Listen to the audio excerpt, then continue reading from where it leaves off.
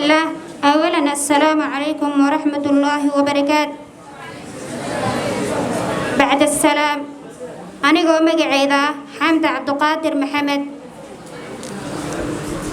كان قلت بناية سكول كان سلامة برمر سكندري سكول سنة لواد كل لواتي عفرتا إلا لواد كل لواتي شنتا هل كانوا حنكسو جديد تونا كبي سوغان كاسو لما قاعد بحي كبي غاز قول سوغيدا أردايغا سيدا هذا أنا قوكلا وحن سوغنا بقول إن شاء الله كوي قول استيلاها نغاديغو دعادينا يا نلجرتو.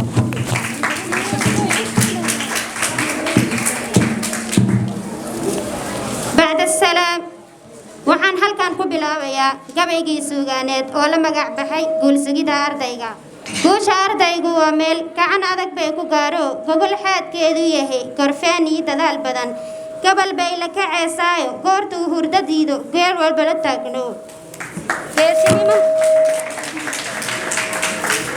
geesinimo maskaxeed waa mid garab eeba leh gooni u soconayo gadoonkiisu waa sugan gundigiisu waa dadaalkiyo ha u malayn gundigu inuu guri kugu yimaado waxaa tahay gashaan qaali ah goobta imtixaanku ha ka baqin gorfeeneed gabar iyo wiiltoona gacasho lagama helo markaad garanaysid geesiga ha kalibin helin macnaha guud ee gabaygaygu ardaygu guusha sugayo waa mid samra shaqeeya kuna kalsoon inuu guuleysanayo